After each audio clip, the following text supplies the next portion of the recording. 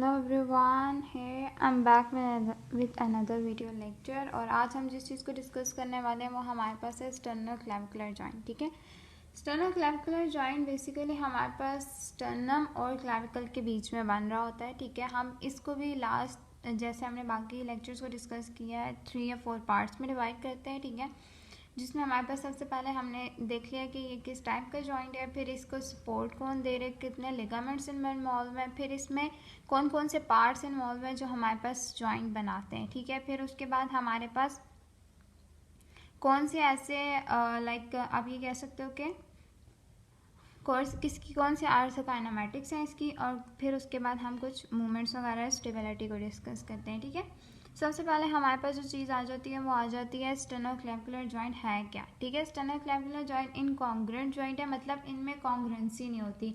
इसका मतलब ये है कि हमारे पास जो दो सरफेसेस हैं, लाइक अब अगर मैं कहती हूँ कि मेरे पास एक स्टर्नम की सरफेस है, ठीक है, और एक क्लैविकल की सरफेस है, ये दोनों जो होती हैं वो एक दूसरे से कॉन्ग्रुएंसी नहीं रखती होती। ठीक है, लाइक आप ये कह सकते हो कि कॉन्ग्रुएंसी का मतलब बेसिकली होता है कि सरफेसेस स्मूथ नहीं होती। ठीक है, इरेगुलर सी सरफेसेस होती हैं। ठीक है, तो हमारे पास जब इरेगुलर सी सरफेसेस होती है ना, ठीक है, तो हम उसको कहते हैं कि हमारे पास कॉन्ग्रुएंट नहीं है। ठीक है, इनकॉन्ग्रुएंट है। ठीक है, तो हमारे पास स्टेनोक्लैविकुलर जॉइंट एक ऐसा जॉइंट है जो इनकॉन्ग्रुएंट जॉइंट है। ठीक है, इनकॉन्ग्रुएंट जॉइंट के बाद उन्होंने बात किया हमारे पास कि इसकी प्लेन में इसकी एक्सिस कितने हैं। ठीक है, लाइक 3 एक्सिस में ये मूवमेंट परफॉर्म करता है। सैडल शेप, इसकी शेप सैडल शेप है। ठीक है, सैडल शेप जॉइंट है। ठीक है, जिसमें हमारे पास डिस्क होती है। सैडल शेप जॉइंट ना वो जॉइंट होता है जिसमें हम ये कह सकते हैं कि हमारे पास जो है ना, लाइक आप ये ऐसे कह सकते हो कि अगर आपने लाइक देखो सबसे अच्छी एग्जांपल जो सैडल की होती है वो लेस का चिप्स होता है। कभी आपने लेस का चिप्स देखा है कि ना वो साइडों से तो उठा हुआ और फिर थोड़ा सा साइडों पे मतलब ऐसे होते हैं कि उसकी शेप ऐसी होती है ना कि मतलब कुछ कॉन्ग्रुएंसी होती है। ठीक है, लाइक यूँ होती है इसकी शेप ना, ठीक है, कुछ ऐसे करके उसकी शेप होती है। ठीक है, तो मतलब ऐसे होता है कि बीच से जो होती है ना मिड वाली स्पेस, ठीक है, वो अंदर की तरफ होती है। ठीक है, और जो साइडों वाली होती है वो पहले उठी होती है, फिर एंड पे जाके वो दोबारा से लाइक नीचे की तरफ गिर जाता है। ठीक है, आप इसकी एग्जांपल ऐसे लिख सकते हो जैसे आप घोड़े पे या किसी चीज़ पे बैठने लगो ना, तो उसके ऊपर बैठने के लिए जो उन्होंने चीज़ लगाई होती है एक्चुअली उसको सैडल कहते हैं। हमारी लाइक आप ये कह सकते हो कि सैडल का वर्ड वहाँ से लिया गया। ठीक है, तो जो घोड़े के ऊपर जिसपे आप बैठते हो ना, ठीक है, लाइक वो जो लेदर का बना हुआ होता है, ठीक है, उसको बेसिकली सैडल कहते हैं। उसकी शेप जो होती है वो ऐसी ही होती है कि बीच में से क्या होता है कि वो ज़रा बैठा हुआ या यूं अंदर की तरफ हुआ होता है और साइडों से वो उठा हुआ होता है। ठीक है, ऐसी सैडल की शेप होती है।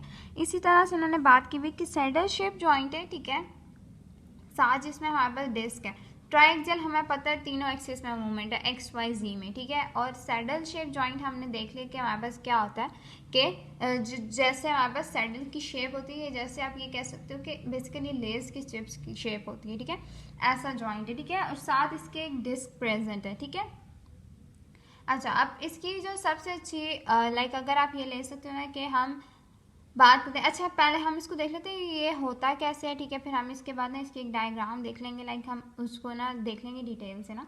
ठीक है, इसको सपोर्ट किया होता है, supported by the anterior posterior interclavicular and costoclavicular ligaments. ठीक है, इंटीरियर पोस्टीरियर स्टेनोक्लैविकुलर लिगामेंट्स होते हैं, इंटरक्लैविकुलर लिगामेंट होता है हमारे पास जो क्लैविकल के बीच में हो रहा होता है। ठीक है, और कॉस्टोक्लैविकुलर जो कॉस्टल कार्टिलेज से लेके हमारे पास क्लैविकल तक आ रहा था उसको कॉस्टोक्लैविकुलर लिगामेंट कहते हैं। ठीक है, ये हमारे पास सारे लिगामेंट्स हैं जो प्रेजेंट होते हैं, जो हमारे पास सपोर्ट प्रोवाइड कर रहे होते हैं। ठीक है, अब बेसिकली हम यहाँ पे इतनी डिटेल में नहीं जा रहे, तो हम एनाटॉमी की इतनी डिटेल को डिस्कस नहीं करते। ठीक है, मैं बेसिक यही बता देती हूँ कि स्टर्नोक्लैविकुलर का जो इंटीरियर लिगामेंट है वो आगे वाली साइड पे है। ठीक है, क्लैविकल और स्टर्नम का जहाँ पे जॉइंट बन रहा है, ठीक है, ये मैं डायग्राम से बता दूंगी। आगे वाली साइड पे जो होगा वो हमारे पास इंटीरियर है, पीछे साइड पे है जो पोस्टीरियर है। इंटरक्लैविकुलर जो क्लैविकल के बीच में बन रहा है, ठीक है, लाइक जो क्लैविकल को सपोर्ट कर रहा है, इंटरक्लैविकुलर लिगामेंट वो है। ठीक है, कॉस्टोक्लैविकुलर लिगामेंट वो है जो हमारे पास कॉस्टल सरफेसिस या कॉस्टल कार्टिलेज से आ रहा है और क्लैविकल के ऊपर जाके इसकी अटैचमेंट हो रही थी। ये कॉस्टल क्लैविकुलर लिगामेंट होते हैं, ठीक है। अच्छा, अब हम इसको डिस्कस करते हैं नेक्स्ट पॉइंट पे कि हमारे पास इसमें पार्ट्स कौन कौन से इन्वॉल्व हुए हैं, ठीक है। लाइक किसका कौन सा पार्ट है, किस तरह से ये पार्ट्स इन्वॉल्व है, ठीक है। सबसे पहले हम कहते हैं कि मीडियल एंड है क्लैविकल का, ठीक है। हमने वही कहा है क्लैविकल और स्टर्नम के बीच में बनता है, तो मीडियल एंड क्लैविकल का आ रहा होता है, ठीक है। फिर उसके बाद हमारे पास आती है superior lateral portion of manubrium. Manubrium जो है हमारे पास स्टर्नम का अपर पोर्शन, जिसको हेड कहते हैं, या आप कह सकते हैं स्टर्नम का जो हेड है, ठीक है, उसको क्या कहते हैं, मैनिब्रम। मैनिब्रम जो होती है वो हमारे पास उसका सुपीरियर लेटरल पोर्शन होता है, जो ऊपर वाला और साइड पे बिल्कुल ये जो पोर्शन होता है ये हमारे पास अटैचमेंट देता है क्लैविकल को, ठीक है। क्लैविकल को अटैचमेंट देता है और ज्वाइंट बनाता है स्टर्नो क्लैविकुलर ज्वाइंट, ठीक है। अब मीडियल एंड पे उन्होंने बात की हुई हमारे पास कन्वेक्स और कनकेव सरफेसेस की। कन्वेक्स सरफेस जो है वो सुपीरियर टू इंफीरियर कन्वेक्स है, और concave surface anterior to posterior concave है। कुछ देखो, हमने इनकॉन्ग्रुएंसी की बात की थी ना ऊपर, तो इनकॉन्ग्रुएंसी का मतलब होता है कुछ कन्वेक्स सरफेस है, कुछ कनकेव सरफेस है, ये उन्होंने वही बात की हुई है।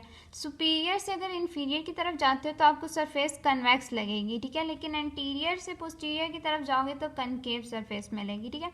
ये मीडियल एंड यूं बना हुआ है इसका, ठीक है। अगर मैं कहूँ कि कन्वेक्स हमें पता है कि कैसे होती है, यूं लेंस शेप, ठीक है, और कनकेव हमें पता है कि केव की सरफेस है, ठीक है। अब कुछ सरफेस हमें मिल रही है एंटीरियर पोस्टीरियर कैसी, कनकेव, और कन्वेक्स हमें मिल रही है सुपीरियर, लाइक ऊपर से जब नीचे की तरफ जा रहे हैं कन्वेक्स, और कनकेव एंटीरियर टू पोस्टीरियर आगे से पीछे की तरफ जाते हुए, ठीक है। ये हमें सरफेसेस ऐसे मिल रही हैं, ठीक है।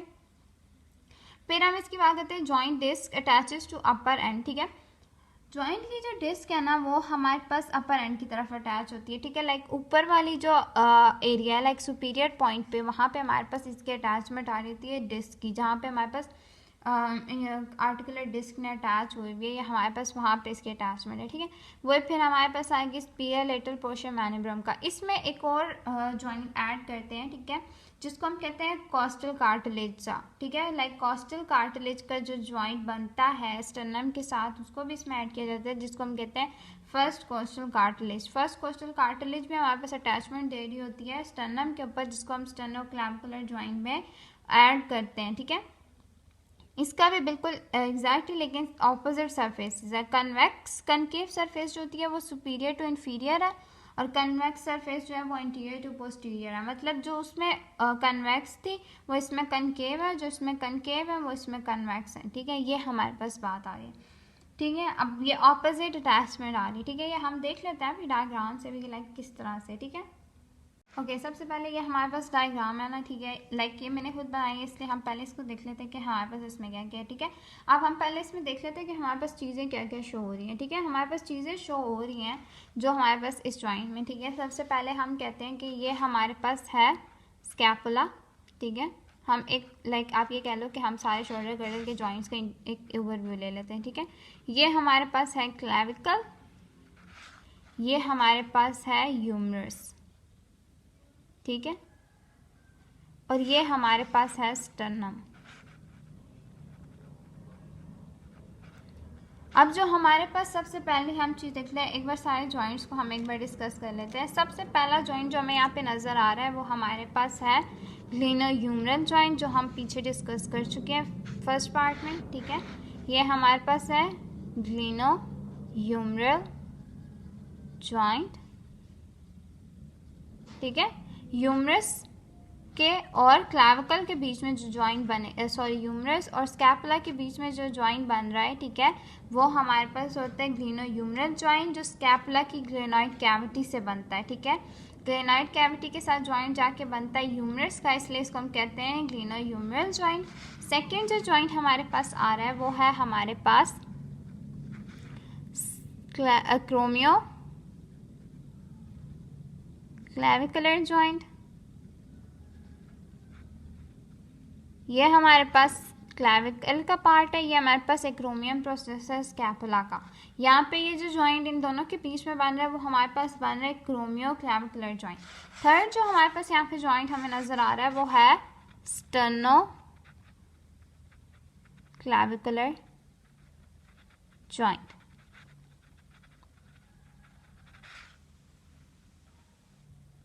और यहाँ पे ना एक पार्ट मिस हो गया, ठीक है, और वो ये पार्ट था कि हमारे पास यहाँ पे जो एक और जॉइंट बन रहा था वो था हमारे पास किसका बन रहा था, कॉस्टल क्लैविकुलर का ना, ठीक है, फर्स्ट कॉस्टल का। वो यहाँ पे यूं बन रहा होता है, यहाँ इस एरिया से, ठीक है।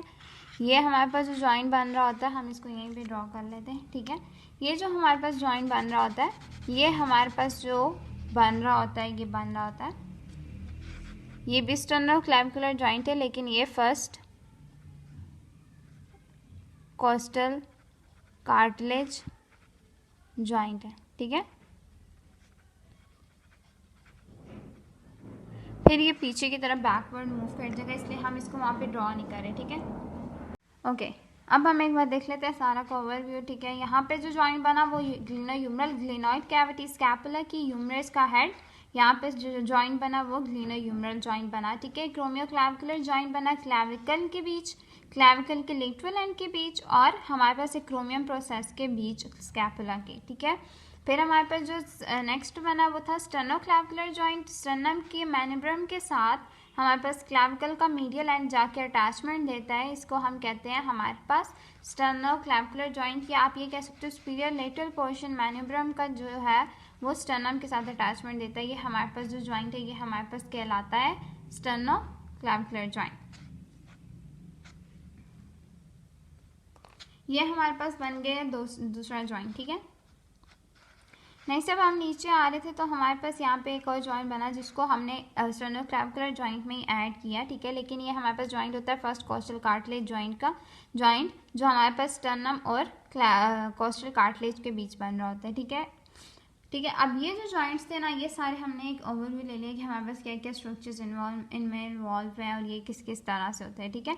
अब ये हमारे पास पार्ट्स, हम इसको डिस्कस कर लेते हैं कि हमारे पास कैसे है। ये मैनिब्रम है, ये बॉडी है, ठीक है। अब हमने ये कहा था कि ये हमारे पास दोनों के बीच में जो जॉइंट बन रहा है वो हमारे पास सरफेसेस की हमने बात की थी, ठीक है।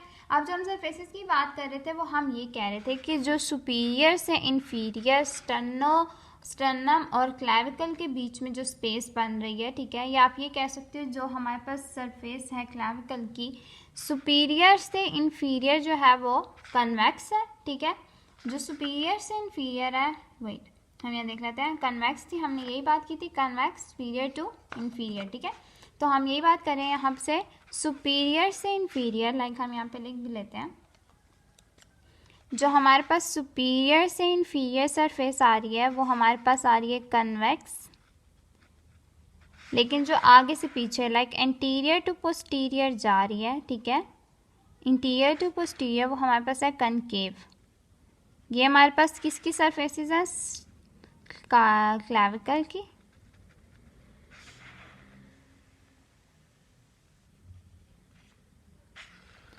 इसके ऑपोजिट ही बिल्कुल कोस्टल कार्टिलेज की हमने बात की थी कि हमारे पास जो सुपीरियर से इंफीरियर सरफेसेस हैं वो आ गई कनकेव, और जो हमारे पास इंटीरियर टू पोस्टीरियर सरफेसेस होंगी वो हमारे पास आएंगी कन्वेक्स, ठीक है। ये हमारे पास हमने बात की थी सरफेसेस के ऊपर, ठीक है। जो ऊपर से नीचे है वो हमारे पास ऐसे सरफेस बन रही है, ठीक है, और जो हमारे पास दूसरी वो लाइक इंटीरियर टू पोस्टीरियर वो कनकेव बन रही है क्लैविकल की, और जो स्टर्नम की या कोस्टल कार्टिलेज की सरफेसेस हैं वो हमारे पास इंटीरियर टू पोस्टीरियर जो है वो कन्वेक्स दे रही है, और सुपीरियर टू इंफीरियर जो है वो कनकेव सरफेसेस दे रही है, ठीक है। आप ऊपर से नीचे की तरफ जब देखते आओगे ना तो आपको खुद पता चल जाएगा कि कनकेव, जब आप बोन को खुद देखते हो ना तो आपको 90% आपको अंदाज़ा हो जाता है कि कौन सी सरफेस कन्वेक्स है और कौन सी सरफेस कनकेव है और किस तरह से ये कनकेव और कन्वेक्स हो रही हैं, ठीक है। ठीक है, नेक्स्ट हम जब इस पर बात करें वो हमारे पास है ऑर्थोकाइनेमेटिक्स की। ऑर्थोकाइनेमेटिक्स पे वही चीज़ आ जाती है, मोशन ऑफ क्लैविकल अगर as a result of scapular motion, ठीक है। लाइक हमारे पास जैसे जैसे स्कैपुलर का मोशन होगा वैसे ही क्लैविकल के ऊपर भी मोशन हो रहा होता है, ठीक है, जिसमें एलिवेशन, डिप्रेशन, प्रोट्रैक्शन, रिट्रैक्शन, जो स्कैपुलर का मोशन है वो अफेक्ट कर रहा है क्लैविकल के ऊपर, ठीक है। एलिवेशन होगी तो क्लैविकल पे भी एलिवेशन, क्यों, क्योंकि हमारे पास एक क्रोमियम के साथ अटैचमेंट हुई हुई है क्लैविकल के दूसरे एंड की, ठीक है। फिर हमारे पास आ जाती है डिप्रेशन। डिप्रेशन पे, एलिवेशन पे तो हमने बात करी, एलिवेट करेगा ना, ठीक है, जैसे जैसे स्कैपुला एलिवेट करेगा, ठीक है, वैसे वैसे क्लैविकल उसके साथ साथ एलिवेट या ऊपर की तरफ मूव कर जाएगी, ठीक है। जैसे जैसे स्कैपुला डिप्रेस करेगा या तो हमारे पास क्लैविकल भी डिप्रेशन करेगी। प्रोट्रैक्शन हम कहते हैं जैसे जैसे क्लैविकल अपने क्लैविकल क्या करता है ना, प्रोट्रैक्शन तब करता है जब हमारे पास एक आप ये कह सकते हो कि जिस ऐसी मूवमेंट है जिसमें आप खिंचाव डाल रहे होते हो अपने शोल्डर्स के ऊपर, ठीक है, एबडक्शन की मूवमेंट कर रहे हो, ठीक है।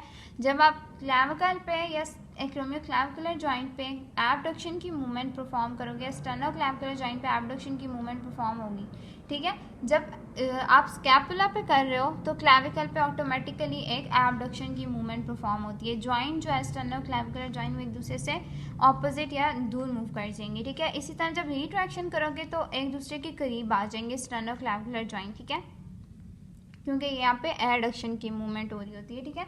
मतलब ऐसे है कि अगर मैं आपको ऐसे समझाऊँ कि हमारे पास अगर डायग्राम से हम देख लेते हैं, ठीक है। एलिवेशन क्या हुई, स्कैपुला ने एलिवेट किया, ठीक है। स्कैपुला एलिवेट होगा अगर ऊपर की तरफ मूव करेगा तो क्या होगा कि जॉइंट की वजह से क्लैविकल क्लैविकल यहाँ से ऊपर की तरफ मूव होगा तो ये पोर्शन भी क्लैविकल का ऊपर की तरफ होगा, जिसकी वजह से हमारे पास क्या हो रहा है, जॉइंट पे मूवमेंट अपवर्ड या एलिवेशन जा रही है। ये डाउनवर्ड मूव करेगा तो ये पॉइंट डाउनवर्ड गया तो ये भी डाउनवर्ड मूव करेगा, ठीक है। ये इसके पीछे कौन सा, फिर अगर ये जॉइंट एबडक्शन की मूवमेंट परफॉर्म करता है, क्योंकि स्कैपुला पे मूवमेंट है, हम जॉइंट पे मूवमेंट नहीं देख रहे अभी, हम स्कैपुला। अब स्कैपुला ने ये मूवमेंट की तो यहाँ से क्या हुआ, जॉइंट ये एबडक्ट हुआ, एबडक्टर होने के बाद यहाँ से स्पेस इंक्रीज हो गई, ठीक है। यहाँ से भी फिर क्लैविकल ने भी एबडक्शन परफॉर्म की, जैसे क्लैविकल ने की, यहाँ पे क्या हुआ कि क्लैविकल ने एबडक्शन परफॉर्म की और इस जॉइंट पे हमारे पास कौन सी मूवमेंट हमें मिली, प्रोट्रैक्शन की, ठीक है। लाइक एक दूसरे से दूर चले गए और एबडक्ट हो गया जॉइंट, ठीक है, क्योंकि हमारे पास स्टर्नम मूव नहीं कर रही होती इसलिए। तो क्या हुआ कि ये भी इस साइड पे मूव किया और इसने एबडक्शन की मूवमेंट परफॉर्म की। एडक्शन हुई तो हमारे पास एक कंप्रेशन की मूवमेंट हुई, ये अंदर की तरफ मूव किया, इसने भी अंदर की तरफ मूव किया और इसने भी स्टर्नम के और करीब जाके बिल्कुल एडक्शन की मूवमेंट परफॉर्म की, ठीक है। ये हमारे पास क्या हुआ कि ये चार मूवमेंट्स हमारे पास मोशन परफॉर्म हो रहे थे, ठीक है।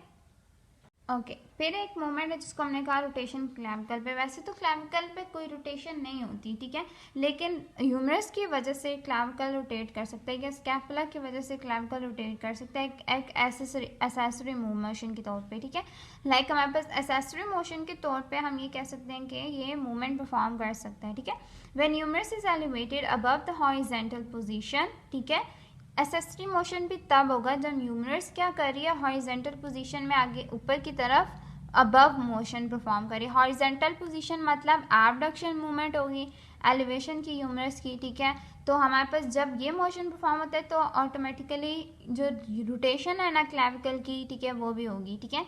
एंड स्कैपुला अपवर्डली रोटेट्स, ठीक है। इसके साथ साथ स्कैपुला भी ऊपर की तरफ रोटेट करता है, ठीक है। एबडक्शन की जब मूवमेंट होती है ना हमारे पास शोल्डर जॉइंट पे, ठीक है, तो क्या होता है कि पहले तो ह्यूमरस ने तो ऊपर एलिवेशन की हॉरिजॉन्टल पोजीशन में, फिर उसने क्या किया, इसने जब की तो हमारे पास साथ साथ क्या हुआ कि स्कैपुला ने अपवर्ड मूवमेंट की। स्कैपुला ने भी अपवर्ड मूवमेंट की तो हमारे पास क्लैविकल में भी रोटेशन आती है। क्यों हमने बात यहीं पे यहाँ पे की कि जब स्कैपुला मूव करे तो क्लैविकल साथ साथ उसी डायरेक्शन में या साथ साथ मूव करता है, ठीक है।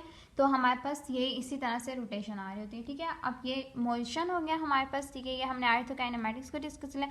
लास्ट जो हमारे पास पॉइंट आता है वो स्टेबिलिटी का आता है, ठीक है। अब हम देखते हैं स्टेबिलिटी, ठीक है।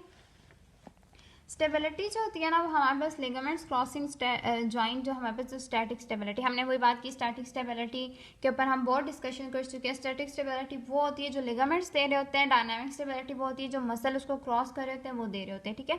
डायनामिक स्टेबिलिटी हमें तब मिलती है जब मसल्स जो होते हैं वो क्रॉस करने वाले जो उसको क्रॉस कर रहे होते हैं वो कॉन्ट्रैक्शन स्टेट में आ जाते हैं, ठीक है। जब वो कॉन्ट्रैक्शन स्टेट में आते हैं वो एक स्टिफ हो जाते हैं और स्टिफनेस के साथ साथ वो खुद तो मूवमेंट जो उन्होंने परफॉर्म की लेकिन वो जॉइंट को डिसलोकेट या सबलक्सेट होने से बचा रहे होते हैं। ये स्टेबिलिटी जो हमें देती है ये डायनामिक स्टेबिलिटी होती है, ठीक है। स्टैटिक स्टेबिलिटी लिगामेंट्स जो होते हैं हमारे पास जो क्रॉस कर रहे हैं जॉइंट को वो दे रहे हैं। हमने पहले साइड डिस्कस किया लिगामेंट्स कौन कौन से थे, हम यहाँ से देख लेते हैं फिर एक बार। एंटीरियर स्टेनोक्लेविकुलर, पोस्टीरियर स्टेनोक्लेविकुलर, इंटरक्लेविकुलर लिगामेंट, कोस्टोक्लेविकुलर लिगामेंट, ये सारे लिगामेंट्स होते हैं, ये हमारे पास स्टेबिलिटी प्रोवाइड कर रहे होते हैं। कहाँ पे? लिगामेंट्स उसको क्रॉस कर रहे हैं, ठीक है, और ये स्टैटिक स्टेबिलिटी दे रहे होते हैं, ठीक है। ये डायनामिक नहीं दे रहे होते क्योंकि यहाँ पे कोई मूवमेंट परफॉर्म नहीं, मूवमेंट के बगैर भी ये स्टेबिलिटी प्रोवाइड कर रहे होते हैं, ठीक है, अगर मूवमेंट नहीं भी हो रही। लेकिन डायनामिक स्टेबिलिटी हमें तब मिलती है जब कोई मूवमेंट परफॉर्म हो रही होती है, तब जाके मसल स्टिफ होते हैं या मसल कॉन्ट्रेक्शन स्टेट में जाते हैं और फिर वो जाके हमें डायनामिक स्टेबिलिटी प्रोवाइड करते हैं। ये हमारे पास सारी डिस्कशन होगी स्टेनोक्लेविकुलर जॉइंट की। फिर हम नेक्स्ट पार्ट में फंक्शनल आर्टिकुलेशन को डिस्कस करेंगे, हमारे पास क्या क्या होती है, ठीक है। ये आज हमने सारी चीज़ें डिस्कस कर ली है स्टेनोक्लेविकुलर जॉइंट से रिलेटेड, ठीक है। फिर भी कोई चीज़ पूछनी हो या किसी चीज़ में कोई प्रॉब्लम हो, आप नीचे कमेंट सेक्शन में पूछ सकते हैं। Thanks for watching.